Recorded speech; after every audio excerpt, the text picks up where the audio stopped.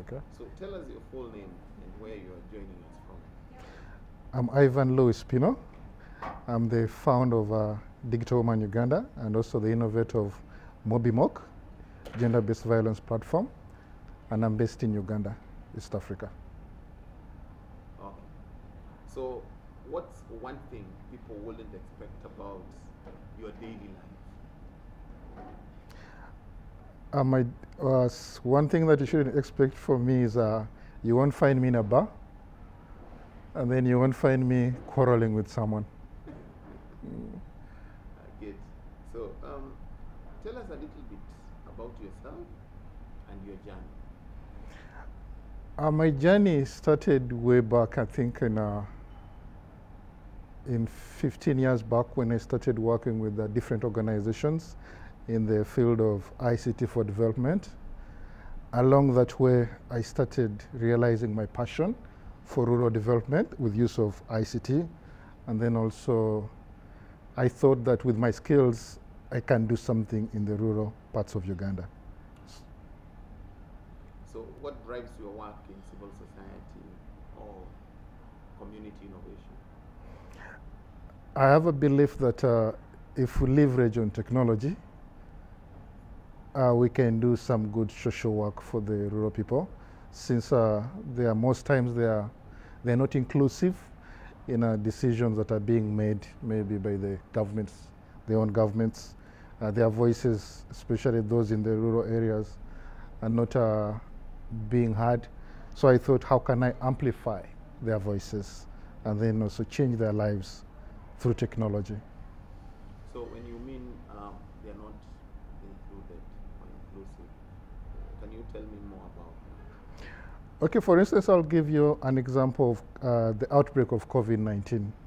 Our government introduced what they refer to as an e-government. Now, most people in my country don't even have a smartphone, let alone even a feature phone. So how inclusive is that for them to be able to consume the services that are offered by my government like Uganda? So basically that is where I come in and then try to help them on how to be a part of that ecosystem. Yes. Just hold on there, we'll talk about that. So one moment is reflecting on your journey. I would like you to speak about that one moment or that one experience that shaped how you look at the world. The world is changing, and with the introduction of technology, especially in Africa, and now the emergence of AI, there are so many people that are going to be left out because of that. Unless we do something, we bring most people on board with this technology, especially those in the rural areas. To be specific, the women and girls. I see a very divided world as this technology takes over. So I think inclusion and participation of this group of people will play a better role in the future. Thank you. You're doing very well. So I would like us to speak about So I'll go into now the innovation, but you're doing fantastic. Okay. Yeah. Okay. Feel free, is a bit. These are things that you know. Okay. Doing, so. Okay. So let's talk about your innovation. Yes. In your own words, okay? Yes. What's the innovation? In my own plain words, it is a dissemination and consultative platform that was developed basically for the rural women and girls. Yes. And the issue that we were tackling as a Digital Woman Uganda was that gender-based violence is so prevalent in where I come from, and the rates are so high in that 3 out of 5 girls are being affected by gender-based violence. And at times, culture has some play in it, because they think it's normal or it's okay for instance, maybe their husbands to come back home, and he doesn't provide food. He goes out and then he comes back, starts battering the wife. Culture also has tuned these women to believe that that's okay. And this is not right, because they don't have the information, the right information to actually make informed decisions. So now this is how I come in and leverage technology to offer information to these women based on the tools that they have. Not just building technology that is not inclusive and then it's not user-friendly, because now we're speaking about rural women and girls. I don't think they have the tools maybe to consume a technology that runs on AI. Yes, so we built upon what they already have and what they're comfortable with using, and came up with what's called an interactive voice response. So basically they need to dial a certain number, and for them to do that, we need to profile them into the system. Once they dial that number, the system will pick it up, and then it will reinitiate an outgoing call the next day for a certain period of time, depending on how long that project will go. So once it does that, it connects them to the gender-based violence counselors, or it connects them to the services that they need. So we are closing that gap of information to these rural women so that they can be in a better position to make informed decisions. And in doing that, I've seen that we've created safer spaces where we're working from. Yeah, I think you have captured the challenges and the solution very well. Fantastic.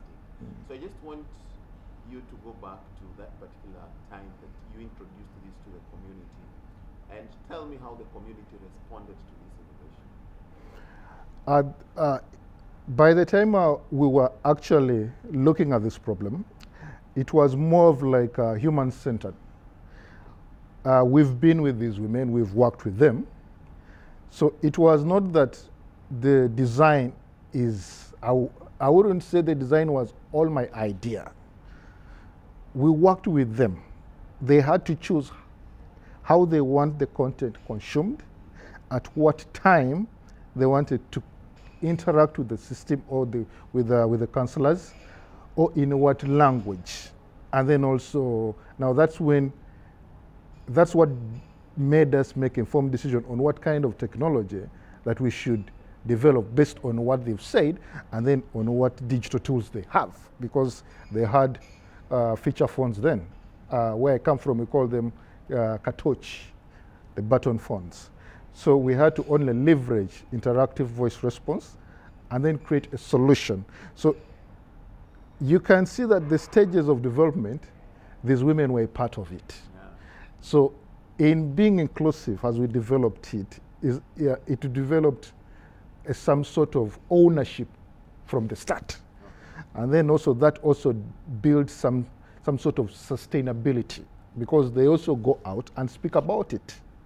And then the more they speak about it, the more it is known, and then it's also easily adopted. So it was not all about maybe sitting in Bangkok and then you think you can develop an idea and just dump it there. No, we lived with them, we worked with them. So it was not a one-on-one, but it was a two-way development. Okay. Yes. So looking at the wider community, think about the men, children, government, other entities.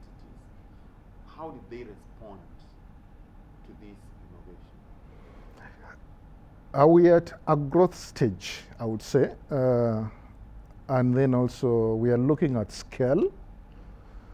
We are already lucky that Civicus has identified us with this information, with this innovation. And then it gave us the Nelson Mandela-Graça Machel Award. And then also the African Union, in connection with the Civitech Innovation Network and GIZ, recognized that, they recognized that last year. And then they also gave us capacity building on how to refine this innovation last year under the African Civic Tech Innovation Fund. So we've worked with a few international NGOs and a few bodies on the African continent. And then they've liked the idea, but now we are at scale. How best can we scale this to other nations? Because it's easily adaptable, it's scalable, because it's built in an African context. So we believe it can work anywhere in Africa, because we are all Africans. So now that's something that we need to do. How do we scale? Now that's where entities like Civicus comes in to introduce us maybe to donors, or to give us capacity building, or to give us some advice on how we can leverage on their platform to extend this not only within Uganda, but we can at least start from East Africa. Yeah. Yes. So hold on that thought before we get there. I want to take you back to the community in Uganda. Yes. And you talked much about how you developed the solution together with the women. How did the men, the perceived abusers, take that? The men are, I wouldn't say that they are on board like 100% per se, but not in a negative way. They've loved it, but then they feel like they are women, or the women understanding what gender-based violence is and how it comes about. All that information has also created a safer space for both of them. So the men also learn from the women, and then also the women learn from the men through listening. So basically, this is a counseling virtual consultation platform to both of them. Anyone can access it. Yes. Awesome. So we are almost coming to the end of the interview. Okay. I now would like to hear your personal reflection on a few things. And the first one is just focusing on why we're here currently.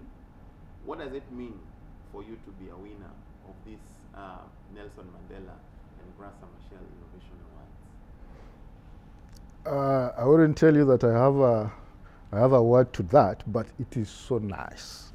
It is, the name alone will lift you to stages that you never wished you would be.